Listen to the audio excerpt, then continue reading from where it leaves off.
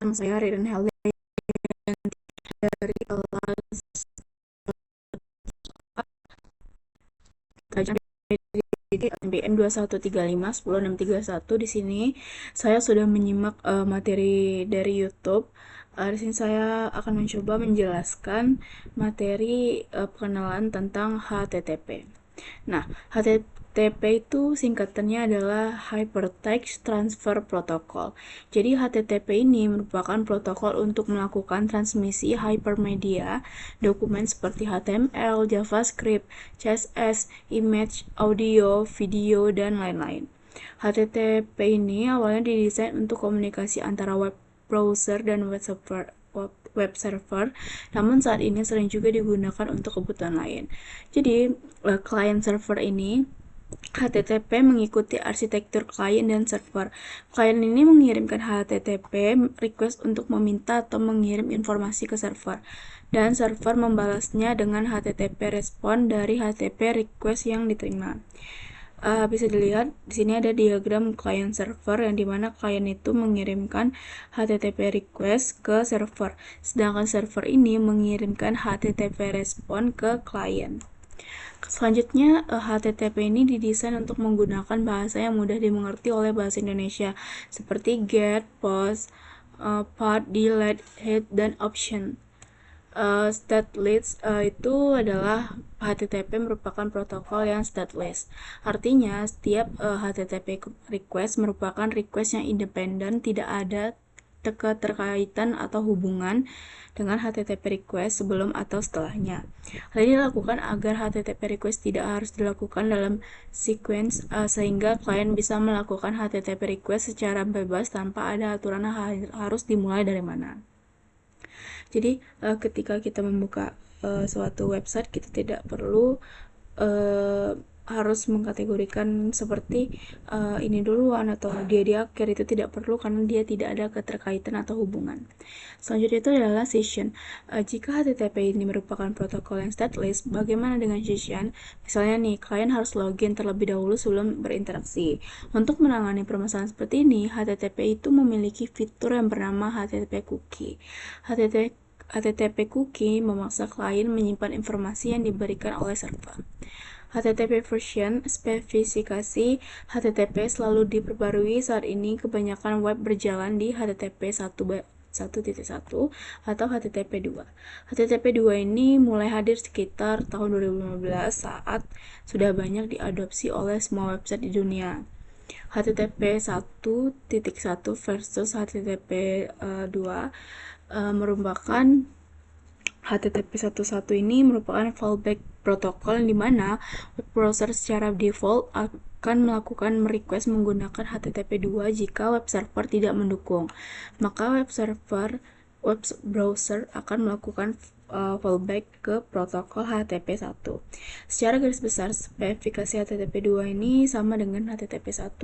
Yang membedakan adalah HTTP 2 HTTP request yang dikirimkan dalam bentuk teks secara otomatis menjadi binary, sehingga lebih cepat dibandingkan HTTP 1:1. Setelah itu, HTTP 2 ini menggunakan algoritma kompresi untuk memperkecil request dan mendukung multiplexing, sehingga bisa mengirim beberapa request dalam satu connection yang sama.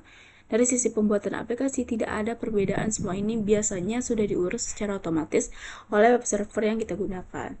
HTTPS ini secara default HTTP tidak aman. HTTP ini merupakan HTTP dengan enskripsi. Perbedaan HTTP dan HTTPS adalah HTTPS itu menggunakan SL, yaitu Secure Socket Layer, untuk melakukan enskripsi HTTP request dan HTTP response. Hasilnya HTTPS jauh lebih aman dibandingkan dengan HTTPS biasa. Web yang menggunakan HTTPS akan menggunakan HTTPS // pada URL yang hanya menggunakan HTTP tanpa enskripsi, yang menggunakan HTTP terminologi. Itu saat kita belajar HTTP ada banyak sekali menggunakan terminologi istilahnya atau teknologi, dan kita perlu mengerti tentang hal tersebut. Web browser merupakan aplikasi yang digunakan untuk mengakses web menggunakan protokol HTTP. Contohnya nih, aplikasi Google Chrome, Firefox, Opera, Safari, dan lain-lain. TCP itu singkatan dari Transmission Control Protocol adalah salah satu protokol dalam jaringan komputer yang biasa digunakan oleh web, email, FTP, atau lainnya. Jika kita menggunakan jaringan internet, kemungkinan besar nih kita akan menggunakan protokol TCP untuk melakukan koneksi jaringan. IP singkatan dari Internet Protocol. IP ini digunakan sebagai identitas komputer di jaringan. Setiap komputer, baik itu klien dan server, akan memiliki IP. Untuk mengecek IP jaringan kita di internet, bisa kita akses. Selanjutnya, URL itu singkatan dari Uniform Research Locator atau merupakan alamat dari sebuah research di web. DNS singkatan dari Domain Name Server. DNS ini merupakan tempat yang berisi data katalog pemetaan antara nama domain di URL menuju lokasi IP di komputer saat web browser mengakses sebuah domain di web. Sebenarnya prosesnya akan bertanya ke DNS untuk mendapatkan IP, lalu web browser akan melakukan request ke IP tersebut. Web server merupakan aplikasi yang berjalan di jaringan internet yang bertugas sebagai server. Web server ini berisi informasi dan data yang bisa diakses oleh klien.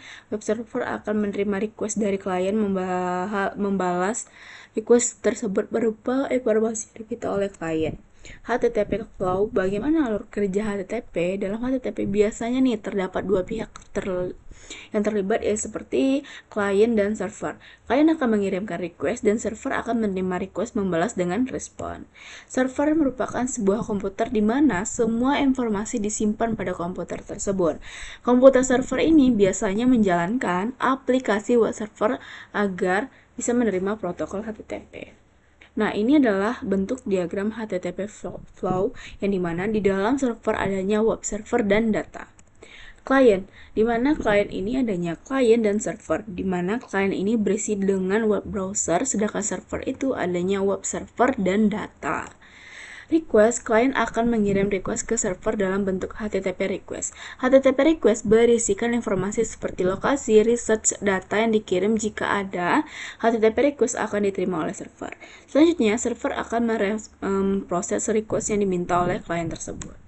Diagram HTTP flow, yang dimana klien memiliki web browser yang akan dikirimkan melalui HTTP request dan itu akan menyimpan di server, lalu HTTP request itu melalui web server yang disimpankan oleh data. Jadi web yang sudah kita gunakan itu di web browser akan tersimpan dari server, yaitu server data. Jadi web browsernya itu akan tersimpan pada data server. Selanjutnya adalah respon. Setelah server memproses HTTP request yang dikirim oleh klien, server akan membahas dengan HTTP respon. HTTP respon biasanya berisikan data yang diminta oleh klien dalam HTTP request.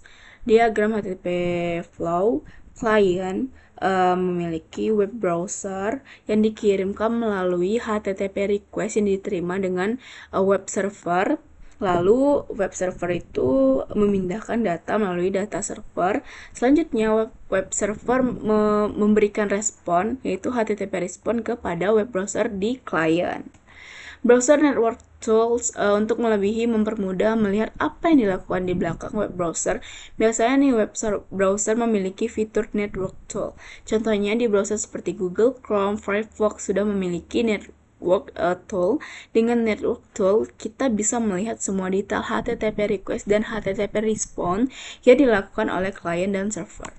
HTTP message, HTTP request dan HTTP respon sebenarnya adalah sebuah HTTP message. HTTP message memiliki standarisasi format.